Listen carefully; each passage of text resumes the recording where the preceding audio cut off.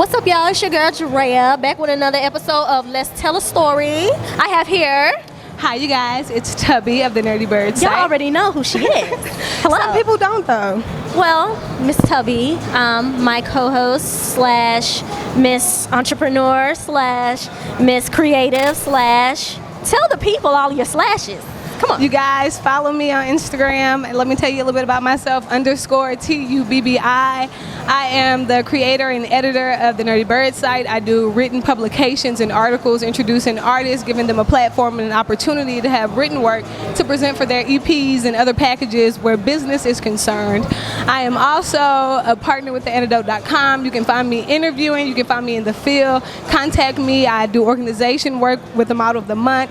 We cast girls, we put on photo shoots, we book venues, we make sure that we create opportunities and platforms for growing models to be able to get booked and paying jobs, continuing into their career, and platforms for that, as well as getting artists to come on to our annual showcase each month, presenting an opportunity to practice and allow people to get close to their work and share their stories.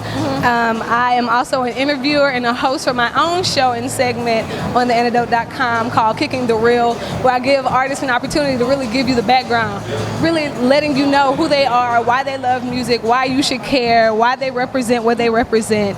And I love everything that I do. I write music, I am an artist. You can check out some of my work. I'm featured on projects such as Legend Maid's Trap. Everything. Yeah, everything. It's like, I've ghost written for people. You know who you are. I love you. You know what I'm saying? It's not for me to expose those things, but I just really love what I do. I love music, and I love connecting people and presenting opportunities where they can grow and blossom in what they're doing. And I'm so happy to have you on board, by the way, you guys.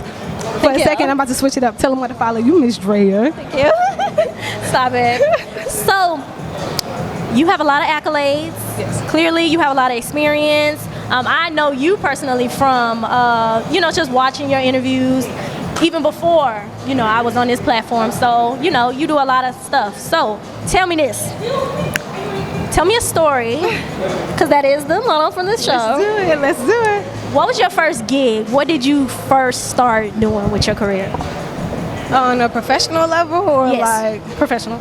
Okay, so that actually wasn't that long ago. Let's go back maybe 3 or 4 years. I used to just really freestyle and stuff and kick it with my brothers, but got an opportunity to do some writing for a friend of mine, and when I heard it play back on the track, I was so excited that it geared me for an opportunity to get in the studio with a friend of mine out in Plaquemine. And we recreated a really dope track. Never got released. One of those practice tracks, you know what I'm saying? Didn't be the best one. I know, but fell into the studio after that with Doja Burner and really created some great work with some guidance and mentorship from Legend Maid. So it was just a great experience at that point. Some of that work can be checked out as well, and I'll start posting it for you guys to revisit on some throwbacks. So what is your favorite part about just being in the whole music industry? Like, what does it do for you on the inside?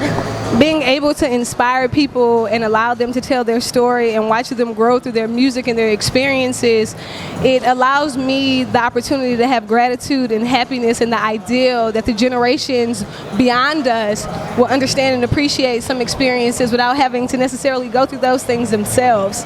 And being in a place where we come from, we're not necessarily known for the best of things. Right. So having artists to be able to be conscious but still be real, having artists that create club music that still presents some type of mind-turning gears is important to me, and I think we can continue to present that type of music and push those type of artists to keep the next generation growing and blossoming in the way that they need to. I think that's very important. Being from Baton Rouge, it's a lot of artists, it's a lot of people that really don't get the opportunity to be on meaningful platforms. Right. So who are some artists that you would love to work with or that you have already worked with? That I would love to work with. Got to work with Young Gage. Got to work with EP at some point. Got to work with my girl Gabby at some point. It'd be really, really cool. I think to work with my girl Coco the rapper, she's still doing her thing. I really want to kind of link in with some of the females. I want to get in with my girl Dre right here. You know what I'm saying? 1, 2. Mocha Monroe seems like she's gonna be stepping into the spotlight soon, so I'd like to collab with my girl. And really just anybody that embodies the love of music, where it's not a gimmick and it's really felt for something and meant for something. Yeah, definitely. I'm looking for y'all. And we're going to be looking for y'all together. Hello. How are y'all doing? So, tell me a story about your first song. What was your first song? What were you doing? Where were you at? My first song ever. How are you feeling? Oh, this is sad. It's okay. All right, so growing up, my father raised me. He raised me and 4 of my siblings by himself. My mom had some issues and was taken by the world, and I don't fault her for that, you know what I'm saying? But she wasn't present. And it hit a really rough point in my life where stuff became distant between me and a lot of my siblings. And I wrote this song, and it was geared toward my mom because I felt like I was a little abandoned, you know what I'm saying? And it gave me an opportunity to kind of express myself in that. And when I sang it for my dad, who's actually a musician and a very spiritual man, we were in church every Sunday, Bible study every Thursday, prayer meeting every Wednesday on top of everything else that we were doing, you know? Yes.